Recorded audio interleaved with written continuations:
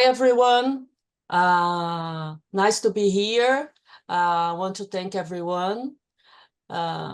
Today, we have here Marcela Mello, who will present her one of her working papers. Thank you, Marcela, for being here. Thank you, Laura, for the invitation. Always good to be here. You're welcome. Marcela has a Ph.D. in economics from Brown University and will take a position as assistant professor at Universidad de Los Andes, Chile, starting this fall. She's interested in topics related to gender, labor, and political economy. Before Marcela starts, I want to remind everyone that we have still opened the call for papers for GFA meeting. Please submit your working papers. And if you're an undergrad student, you can submit to present at in a poster session. And that's all what I have all my messages. Thank you again, Marcela. The floor is yours. Thank you, Lorena. So today I'm going to present this work. It's the first time that I'm presenting, so all comments are welcome. So it's more preliminary, so cut me some slack. But recently the Pentecostal movement has been increasing a lot, not only in Brazil, that as we know, we're all very familiar with this movement in Brazil, but in whole Latin America and Africa. And as we know, the Pentecostals, they foster conservative values, particularly for women. So they tend to enforce this more traditional role of women in society.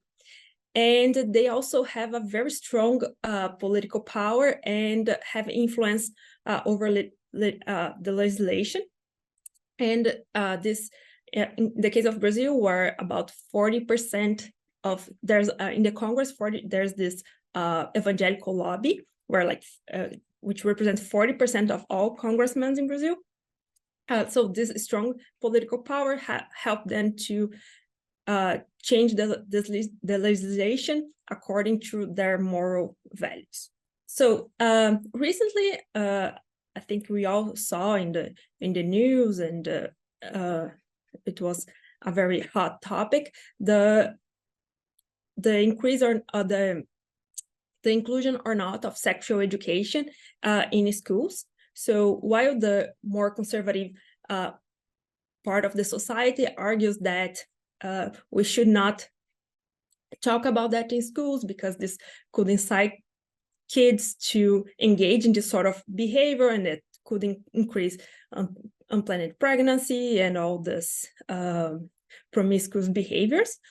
And the progressive side of the society interacts with that, saying that the more the kids know about that, how to prevent, how to behave, when they should engage on sexual activities, what is okay, what is safe, this should protect them. So the more that they know, the more equipped to deal with this change on their body and any social interactions.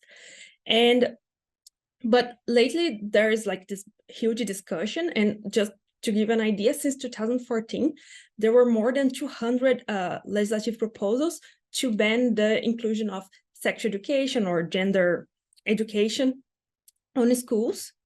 And this is not only the Congress level, this is all levels. Most of them were in the more local level, so at the municipality level or state levels.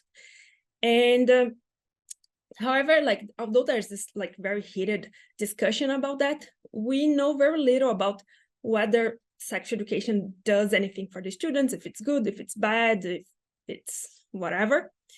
And one thing that we know very little, it's how this increase, since there's an increase in the participation of Pentecostals, of this more conservative parts of the society in politics, how they can influence the local policies, and in particular, if the policies that they implement in the local level can affect teenager sexual and health outcomes.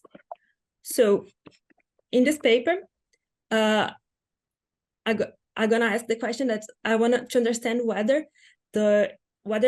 local Pentecostal politicians can affect teenage pregnancy and sex education on schools. And to do so, I'm gonna use close race elections between mayors that belong to a Pentecostal party and other parties. So the empirical strategy is the classical RDD and with close race elections. And in terms of results, just a brief overview of the results, what I find is like when the mayor from the Pentecostal party wins the elections, then there's an increase on the teenage pregnancy for girls between 13 and 17 years old, with no effect for older women, suggesting that whatever policy these mayors are implementing, it's affecting only the teenagers. And I provide some evidence that it seems that they are reducing the provision of sex education in municipal schools. And why I look at municipal schools, because mayors in Brazil can influence the curriculum in municipal schools. So they can, for instance, choose who's gonna be the headmasters. They have total freedom to choose, to appoint who's gonna be the headmaster. And they have lots of discretion on what happens in schools, but they have no power over the state schools. And for the state schools, I find no effect. And I also don't find effects for other courses that are not, where the Pentecostals or the evangelicals don't have a clear stance, like such as racism or violence, that they are not much different from the others. And I also find some evidence of increase on the cases of STDs among teenagers, but not older people. And I also find that just the conservative side, so just belonging to a conservative party, does not explain the results. So this is more related to the religious component of those parties. So in terms of the literature, yes. Can I ask you something? Did you sure. include also the teenage pregnancy of 11 and 12 years old, girls of 11, 12 years I can old? include it. It doesn't matter much because it's very little, but yeah, including or not doesn't make a difference. And but maybe I think that's like more appropriate. That's no, just to maybe to check. Yes, robustness. Yes. And also maybe you could try to check for legal abortions. Yes, but legal abortions are only in extreme cases. Yes, in the case of Is there data about that? You have data of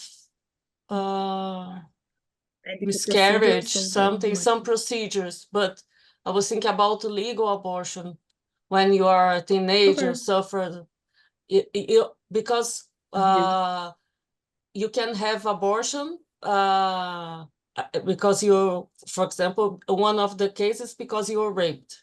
But if you are 12 years old, something 11, 12 years old, it's implied that it's an abortion, or 13 years old.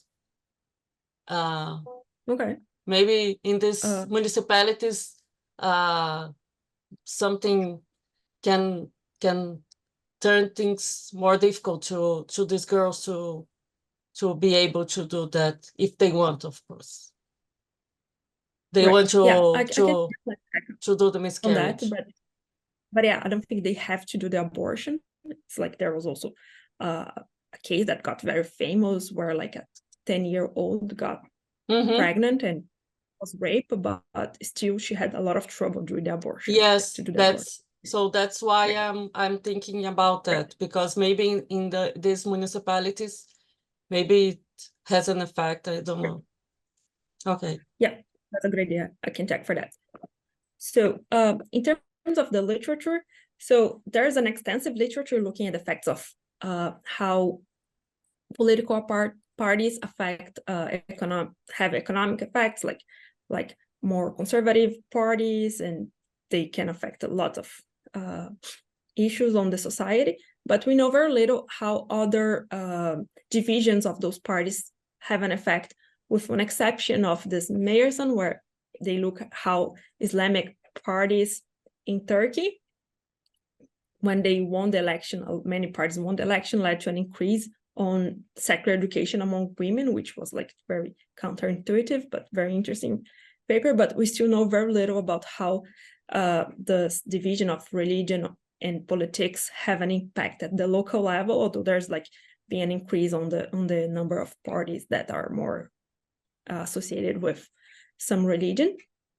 And so my paper tries to contribute to this literature.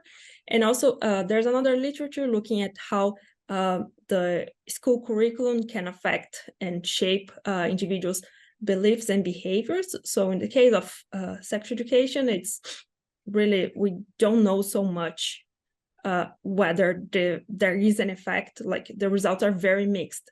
So with papers finding no effects, other positive of like that has an effect on reducing teenage pregnancy. So it's very mixed. So my paper also tries to contribute to this literature on the effects on how sexual education on schools can help to prevent teenage pregnancy and STDs. So in terms of the background, so in Brazil, for the public school, like the states and municipalities, they provide guidelines on the curriculum, so they can nudge schools to include some courses. But these guidelines are quite general. There's like not super specific, and teachers have a lot of discretion on how to implement these guidelines. So even if you say, oh, the municipality should teach sexual education, for instance, there's no like a specific curriculum that they have to follow, and nobody's like actually looking at so closely, like if they are following exactly those guidelines. So there's lots of discretion on what can be done on the schools, and which can be good for teachers, have discretion to shape like for their audience, like for their students in that school, how they would receive the content in a better way, but also leaves a lot of room for politicians to also influence on the curriculum, which also could be good or bad. But the point is here that politicians can influence a lot on the school curriculum. And so since there's been this heated discussion on sexual education on schools, just to give like one example of a case study done by the Human Rights Watchers, they interviewed 56 teachers that were attacked after these heated discussions, and many of them mentioned that they were harassed for talking about gender and sexuality on schools. Just to provide one example of one of the teachers that they interviewed. So this teacher, that's her name is Graziella P. She faced administrative disciplinary proceeding because she talked about contraceptive in schools, while like the guideline of the city of this municipality was just to provide basic information without explaining very much how to use condom, how things work. And because of that, the mayor decided to suspend her for 30 days without pay, and she faced death threats from parents. So lately there's been, while teachers could before they had lots of discretion, and like they were very free to talk about those things with students. Since this more heated discussion since 2013, 2013, more like 2010, there's like people started to watch them closely and really reprehend the teachers that try to talk about those topics on schools. Well, as we know, like Brazil has a multi-party system with about 30 political parties, and I focus, I define as I consider as the Pentecostal parties, two of them, which is the PSC, which it's a party that was founded in 1985 with a very clear religious stance. They are very conservative in many moral issues, and while they were like a very small party, they gained lots of visibility in 2014 for their very aggressive opposition to LGBTQ plus rights, which also included sex education on the schools. Like they were very against in the Congress about mention anything related to that to students. The other party that I consider Pentecostals is Ph.D, which was founded by pastors of the Universal Kingdom of God Church. And while this party is not so clear as PSC regarding their religious affiliations, almost all of the executive members are pastors. So while they try not to say that they are so religious, like they have a very strong, as we all know, association with the Universal Kingdom of God Church. So these are the two parties that here I'm considering as Pentecostals. In terms of data, so is there any question? I saw in the chat, but I didn't read it. So Sarah, you asked about if there's any law about sex education on schools. I don't know if it's that clear now, or do you have more questions? And Mariana about, yeah, she replied. Yeah, so yeah, there's no specific law right now. So in terms of data, I use three main sets of data. The first is for the electoral data. I use the 2008, 12, and 16 election cycles, and I look at close race between, for mayoral elections between Ph.D or PSC and any other party.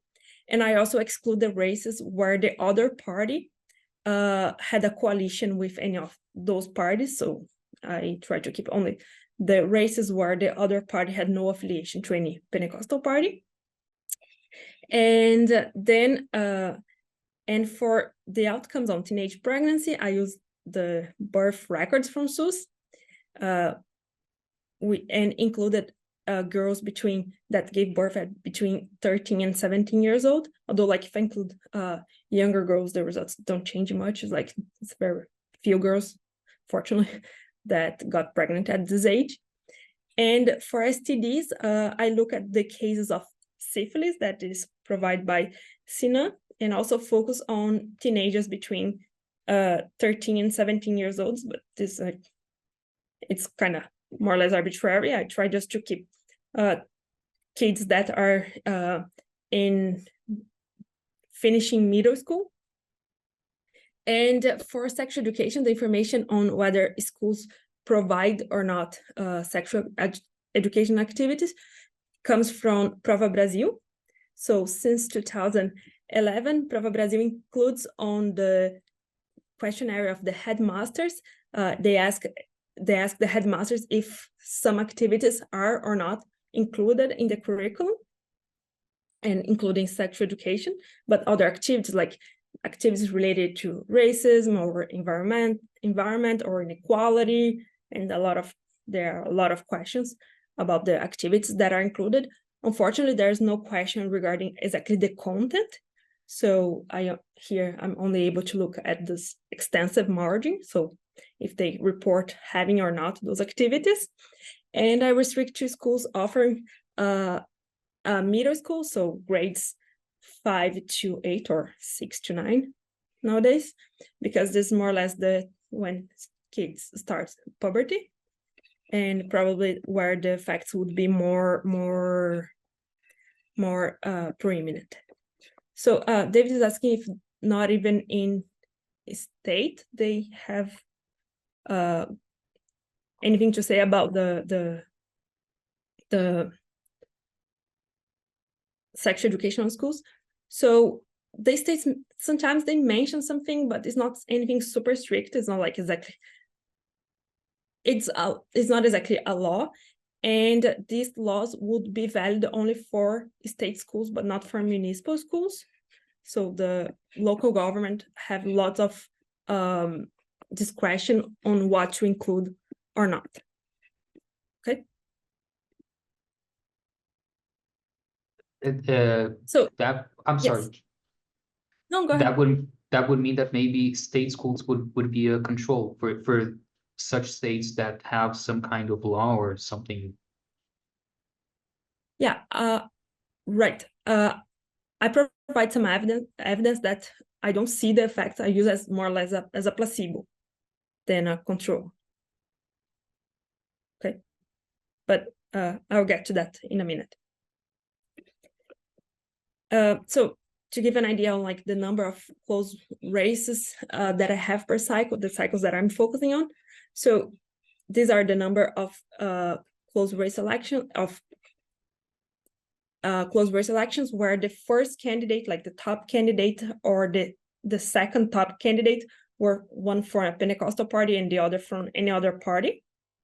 So in the end, I'm left with 700 observations, so municipal cycle observations. And like this is increasing over time, so more and more the Pentecostals are participating on those elections. These parties are being each time more and more more and more popular. And in terms of teenage pregnancy, we see that for the years before, like this closed race election, so in terms of the baseline, we see that municipalities where the evangelical party won or not the election, like the average in the number of teenage pregnancies is very similar. So although I'm not exactly relying on this hypothesis, but we see here that there's no systematic difference between municipalities where the Pentecostal party won or lost the closed race election in the baseline. And this is our number of births from teenagers from 13 to 17 years old per 1,000 girls. So it's on average, we have about 25 girls giving birth every year on this age range. So in terms of this empirical strategy, as I mentioned, I'm doing an RDD. So Marcela, I'm doing a yes. Pentecostal, you're talking about evangelicals. Yeah, I think Okay. I'm not being super precise about the Okay. terminology, but you're right. Yeah. So I mean these two parties, Ph.D. and Ph.D. So I use a regression continuity design where Y is the outcome of interest, which can be the teenage pregnancy rate at the municipal level, or the number of cases of STDs, or the presence of sexual education activities on the schools. So where J here would be the school, so a dummy indicating if that school has or not sexual education activities. And then I'm regressing this on an indicator whether the Pentecostal party won the election or not, and the margin of victory, so by how much the Pentecostal party won or lost the election, with being positive when they win the election, and the interaction of both. And I also add some controls that are the cycle or state fixed effects to capture any health policies that are at the state level. Many of the health policies in Brazil are at the state level, and the election cycle. And I also control for the baseline of teenage pregnancy when I'm looking at this outcome.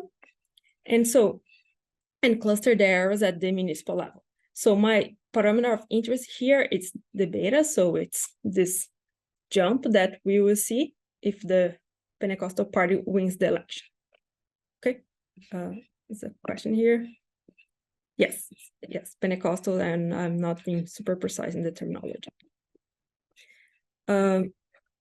So in terms of the validity check for DRD, first I show the manipulation test. We can see here from this figure that the politicians are not able to manipulate the test, so there's no discontinuity around the cutoff here. So that's the first validity check.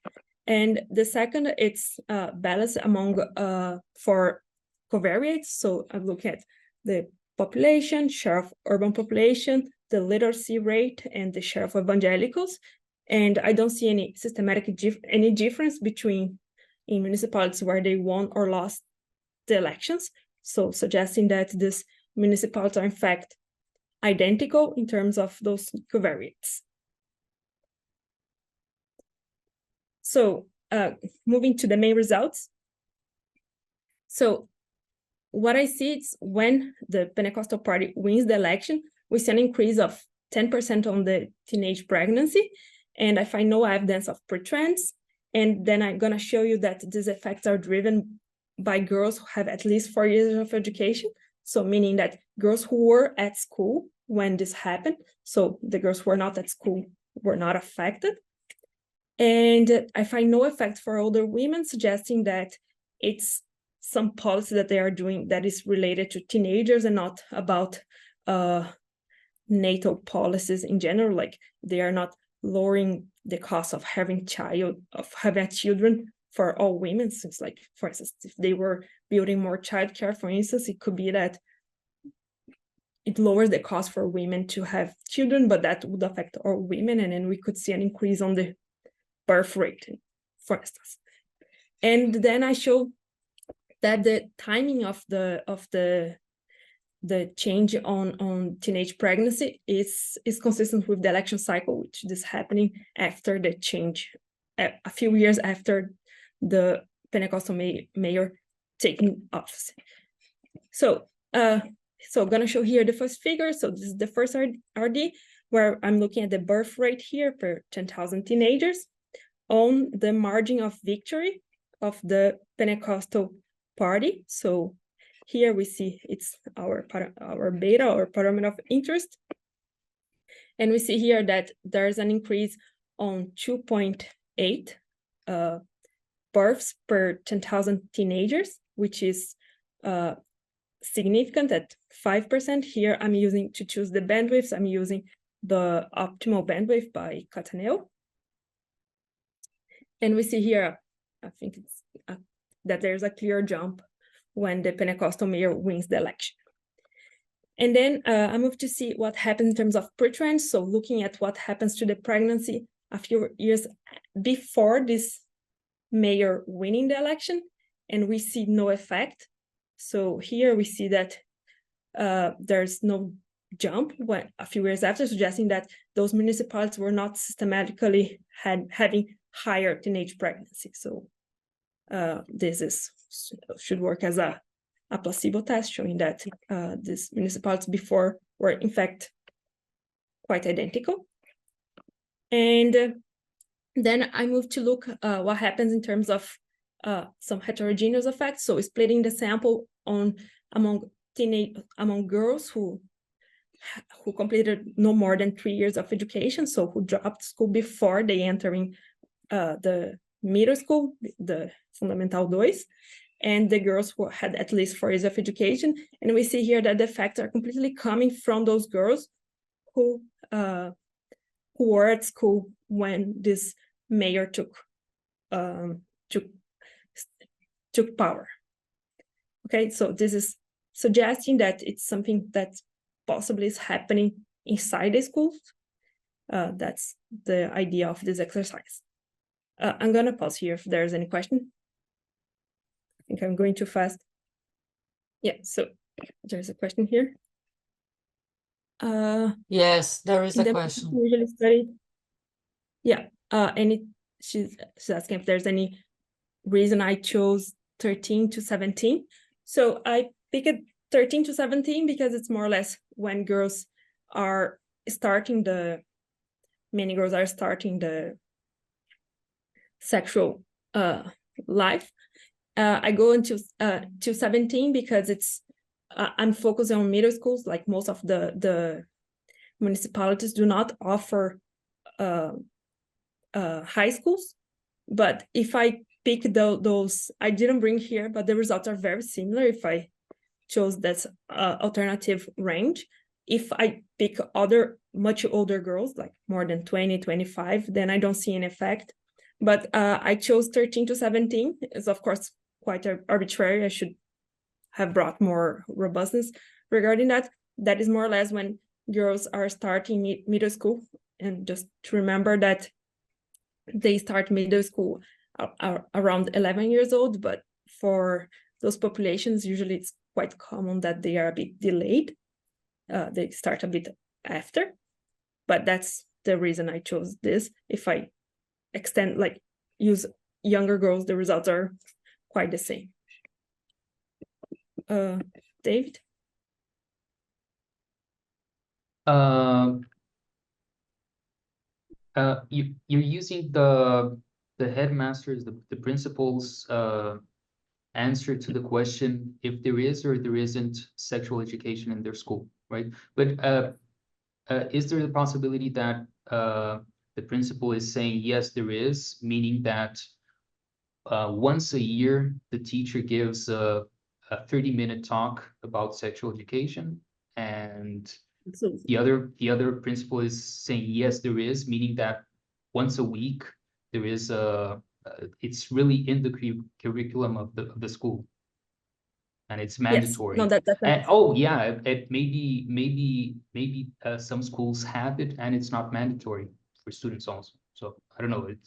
It doesn't seem like a right. No. 0-1 variable. I don't know. Yeah, unfortunately, the data that is provided by the Prova Brasil is just the headmaster reporting, so they can lie, as you mentioned, or it could be this different on the intensive margin, like how much of this. So unfortunately, I only observe the self-reported headmaster saying yes or no. I'm collecting some data from that on SUS, from the programs Saúde da Família, where there's they report if they visit or not some schools. But unfortunately, this data, they started collecting 2013 only, and it's not super comprehensive. But if I add those other data, the results are very similar. And I'm still trying to figure out a way of exploiting the more intensive margin, like if they have more times, like. But yeah, I agree. This is a big limitation that I don't even know, like they offer, it could be also that they offer sexual education, but it's only talk about teenagers to not ever have sex at all, which is another approach. But unfortunately, it's what I have. Okay. So then, as I mentioned, I look at older women. Here I'm focusing on women between 22 to 27 years old. So just to get a buffer from the teenagers, but I should include more robustness regarding that, adding more ages, but I don't find any evidence, like for any bracket that I get from 20 on, any range that I choose, I don't observe any effect, which suggests that those mayors are not implementing any policy that is affecting all women. Like they are not changing something that lowers the cost for everybody to have kids, but it seems something more related to teenagers. So next, I move to look at those dynamic effects. So I want to understand if the timing of the effects are consistent with my theory. So here it's the same RD, but I pass a K index on all the coefficients. So it's like doing an RD per year instead of doing, it's like per year.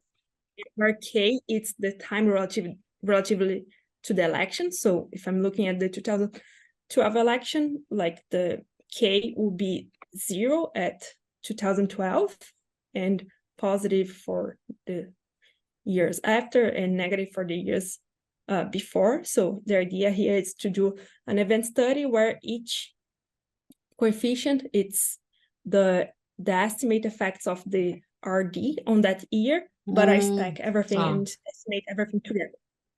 Okay. So, but the specification is the very same one as the previous one that I showed you. And so here are the results. So as I said, the 0, it's the year of the election. So the election happened in this year. And then this is the first year that the mayor take power in the office.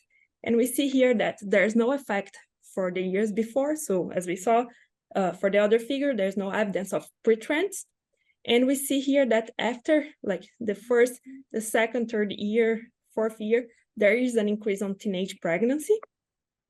Remember that since I only have 700 observations, I don't have a lot of power to exploit so well these dynamic effects, but I believe that this figure is quite suggestive that the timing here is consistent with the mayor taking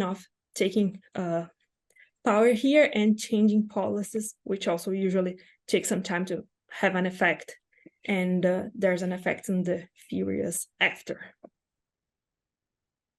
So I'm going to pause for one more minute here. You have more questions? Do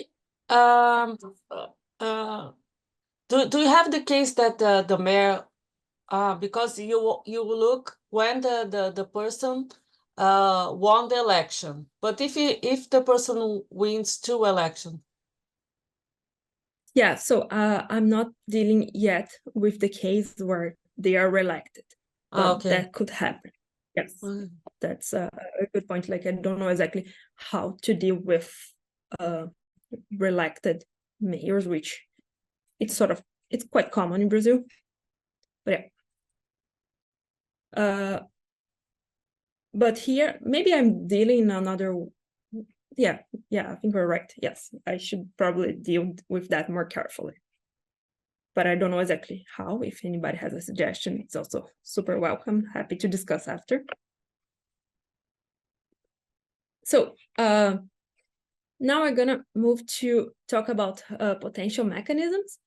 And so while it's like really hard to say exactly what is the policy that they are doing that leads to an increase on teenage pregnancy, I show that there is an increase on the share of municipal schools that offer sexual education. Like, just to remind that I'm restricting to schools that have at least middle school, at least the 5th to 8th grade, and not including the ones that have, like, let's say, just kindergarten. And I find no effect for state schools. And one of the mechanisms, but I didn't bring here in the slides, but I can show in the paper if you guys want to see later, that could be because the mayor can choose the headmaster. So I showed that there is an increase on the share of headmasters that are politically appointed. So suggesting that those mayors are more likely to use their discretion to choose the principals of the schools. And I don't find any effect for other courses where the Pentecostals don't have a particular systematically different view on the society, such as inequality or bullying or environmental or races. The only exception is course related to drugs. And I believe this is consistent with their approach of, like, it's better not to talk about those topics so students won't engage on this kind of behaviors. So it's consistent with their beliefs on how to deal with this more moral and religious things. And so moving here on the results on sex education, we see that there's a reduction of 10 percentage points on the share of municipal schools that are offering sexual education. And those results are also significant using the robust p-value at 5%. And we don't see any effects for state schools. So for state schools, it's like the effects are very precise 0. So because the mayors cannot, they don't have any power over the curriculum of those schools, we should not expect that anything to change on those schools. And so moving on for other courses, we see here for like environmental or inequality, there's also no effect, or for racism and violence, that there's no systematic change on when there's major election on the provision of those courses, and also bullying. But we see, as I mentioned, it's there. It seems that there's a reduction on the offering of courses talking about drugs, which it's consistent with this view that it's better not to talk about those topics. So teenagers will never find out about them and will never engage on those behaviors. And next, I move to show the results on STDs. So here, I mean, if you guys know about more data, but here I'm looking at syphilis, which is what I found on Sinan. So I show here the rate of cases of syphilis among teenagers on this same age range, between 13 and 17 years old. And it seems that there is an increase on the number of syphilis cases, although the coefficient is quite large. So this corresponds to an increase about 75% of the baseline, which I believe is quite high, although this is kind of a disease that is easily spread. So there could be lots of spillovers, but I don't know if your guys take on this.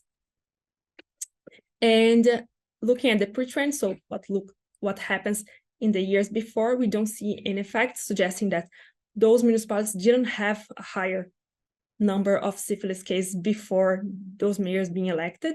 So suggesting, providing evidence about the causal effect of those mayors winning the election that causes this. And then to finish, one possible concern about this study is that you may think that it's not the religious aspect of those parties that is causing the change on behaviors. It could be just because they have more conservative views of the society. That is what is explaining the results, but it doesn't have to be something related to the religious component, but any other non-religious or religious parties, but they are also conservative, explain those results. So I test for this hypothesis by looking at close race elections between right-wing parties, excluding those two that I'm looking, the Pentecostal parties, and non-right-wing parties. I mean, I would love some feedback here. What I'm using to classify the ideology, like I just took a easier road, and I borrow the definition that of this other paper by Diana Moreira and others, that where they use the Atlas Político do Congresso to classify the parties. And I don't find any effect when I use their definition of right and non-right parties. So here for, oops, there's a typo, for teenage pregnancy, I don't see any effect, and I also don't see any results for sexual education in municipal schools. So at least using their definition, it seems that just being conservative does not explain the results. And so to conclude, here in this paper, I'm looking whether, I'm trying to understand whether local Pentecostal politicians can affect teenage pregnancy and STDs. So, and I find that yes, it seems that they do implement policies that maybe because they are more conservative in the way, there's a backlash and there's an increase on teenage pregnancy and STDs among teenagers. And while I cannot exactly pinpoint the policies that they are implementing. So for instance, I didn't find data to look exactly if on the provision of, I don't know, condoms on schools or free clinics, if they are distributed, to say if there's something else they are doing. But I'm able to look at least at the extensive margin, whether schools are more or less likely to provide sexual education. And I find that municipal schools are less likely to provide sexual education activities, but not state schools where mayors don't have power over the curriculum. And I do some heterogeneous analysis comparing that girls who were in the school around this time and girls who probably were not, so they didn't have enough education to be in middle schools around this time. And I find that the effects are driven by those girls that were in school at this time, and also look at the dynamic effects, and the dynamic effect seems to be consistent with the timing of the election, so suggesting that there is a causal relationship between the election of a mayor from a Pentecostal party and other parties. And I provide some evidence that just being conservative does not explain the results. So it seems that something more related to the religious component rather than being just a conservative party. And well, I think we have another 10 minutes for discussion, but that's all I have for today. Thank you. Thank you, Marcela. About you ask about the disease, the other one that I know that we have data is the cases of AIDS. Yeah, I can look at this too. Yes, but I don't know if you have any other information. Yes, any other information. I have a question. Yes. These municipalities, this 800, they are large municipalities. They are medium in population. There are large, medium, small municipalities. They are more in the southeast or in the northeast, another region, or they are spread all over Brazil? They are spread all over. I think they're a bit less in the northeast, but they are spread all over. But yeah, I could bring some statistics on which states that they are more representative. But yeah, in general, like they are everywhere, probably more in the south and southeast. So Paula is asking about access to condoms. So unfortunately, the only data that I found that's more or less related to that, it's it's a survey done by IBGE that it's about the characteristics of municipalities, and there are 2 waves where they ask about whether municipalities offer those services, like if they provide condoms or insert IUD or do a hormonal implant. But it's very just like 2 waves that I look at. I didn't see any difference, but I should include on the paper, but I haven't included right now just because it's I can only explore one election cycle because it's only 2019, I guess, and 2021 that they ask. I have to double check, but I guess that's it. That's the only years that I have some data regarding that. But like also just reading the newspapers, it seems that some mayors also like they allow the clinics to provide all those services, but in some cases they try to restrict those for older or married women. But this is very anecdotal and I don't have any evidence, any data to show that. But if you guys know of any other data set that I could use to look at more like those health services, that would be really great. Hi, Marcela. I have a quick question. First, nice to see you. So I was wondering if you could say anything about how this could interplay with family dynamics? Because like the paper from Huji that looks at the effect of economic downturns, do you think this would be more pronounced in families that are Pentecostals? And if you could do something related to that, looking at regions that were more exposed to the economic downturn. I know this is very indirect, but it would be interesting to try to get at the role of families in this mitigating this effect or increasing this effect. Right. No, I think that's interesting. The only thing that I can say about those families is that they're probably poor because they are in public schools, those girls, more likely. But I don't know, then I would have I don't have any data on the religion of the families, but you were suggesting to lose just to see if those municipalities by any chance were more affected by the trade shock, right? Yeah, this is very indirect, but yeah, no, I can look at that. Yes. Yeah, but it was super interesting. And about the timeline of the effects you found, if I remember correctly, they were more pronounced in years 3 after election, and then 5th. Yes. Do you have any intuition for why that would be and the timing for the effects? Yeah, like my intuition is like it would be that the first years when the mayor takes the office, so it's unlikely that anything would actually change.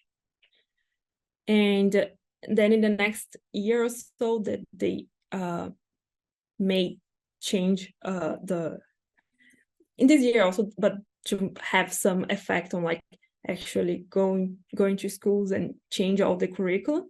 So I think that makes sense to have a delayed effect, especially because it's pregnancy. It's something that, of course, takes a while to like actually happen. But yeah, I don't have you mean just to understand, you would expect those effects to happen earlier? More intrigued about like 7th being significant again. Just trying to understand how the timeline could play out. But yeah, I think so it's not I being think like the effects start to take off here, and then here maybe it's just a bit noisier because like I don't have that many observations. So as I start to split by year, I'll also lose a lot of power. I didn't include on this graph, but then after here, the effect starts to die. And the effect that they persist over time could be something that Lorena mentioned about re-election, but I can look at these on more details. Yeah, it makes sense. Re-election could because it's more persistent policy that could take some time to.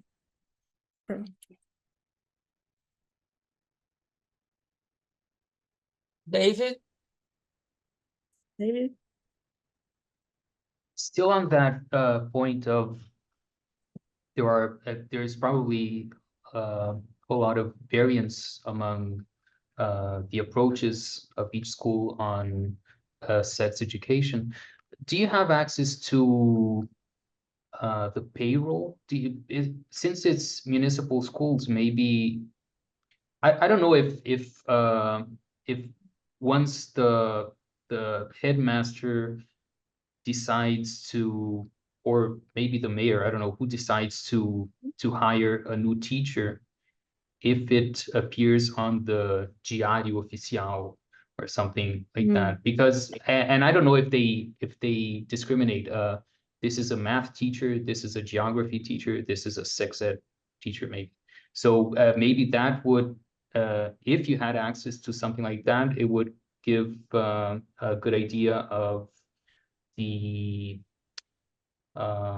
relevance or the importance of sex education in that school, because again, it may be something just para inglês ver, as we say in Brazil. So maybe it's not something real, and maybe maybe it is a talk given by the, I don't know, the geography teacher or the history teacher or someone, and it's simply not mandatory for the students. So maybe they don't have to even take attendance or anything. So maybe Right, if you know that the school or the mayor hired someone to talk about that, then you know it's real. But I don't know if you yeah, have that. yeah, I think that looked it's a good idea. I can definitely look at that, like, you know, like all the teachers and when they are hired and for which class. So I could definitely look at that.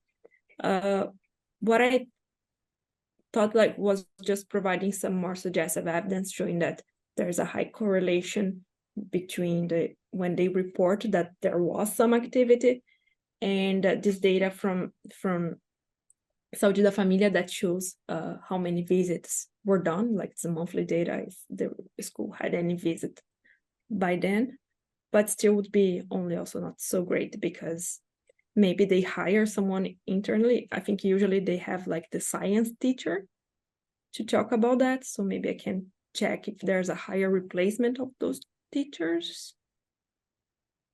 Or if they are women. Yeah, that's a good idea. I have one suggestion. Maybe you could check if the number of churches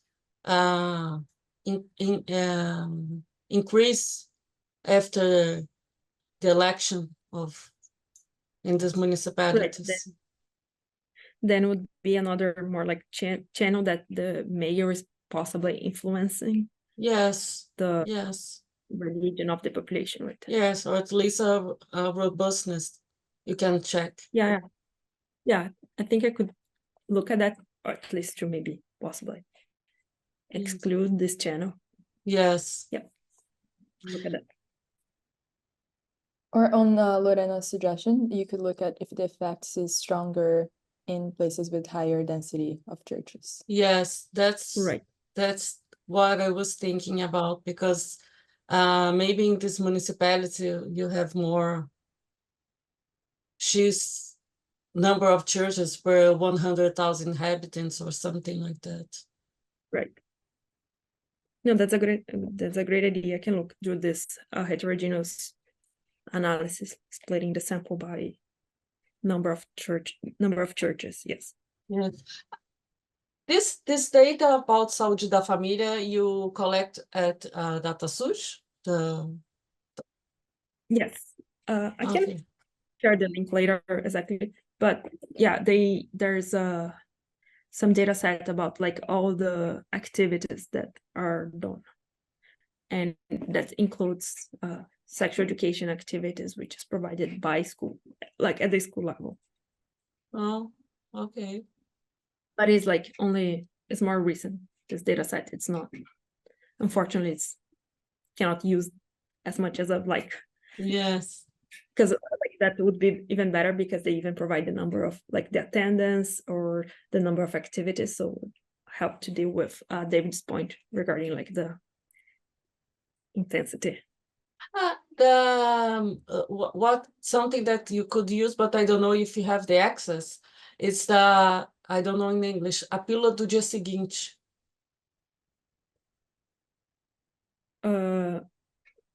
What would be the idea? Because if you don't have the access. Okay, got it. If you don't have the access, or it's hard in these municipalities to get it because of change of policy or something, or they don't give the access to teenagers. Yeah, no, that would be really good. Well, I haven't found any data so far about that, but yeah, I'll definitely look a bit better, especially on the health data where there's like a ton of data that maybe I could better exploit, including the abortion that you mentioned. Okay, or yes. I don't know.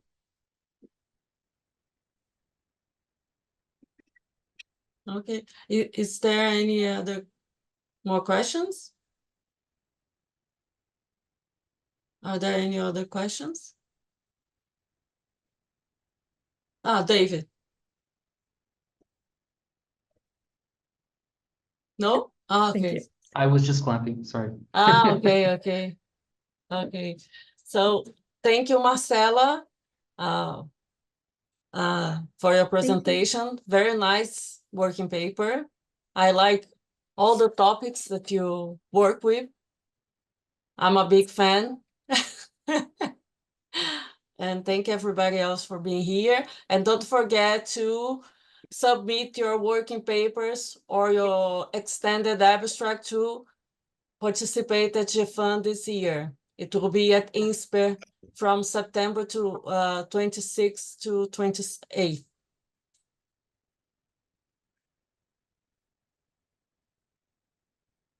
Thank you, Marcela. Thank you. Thank you all for your great suggestions. Yes.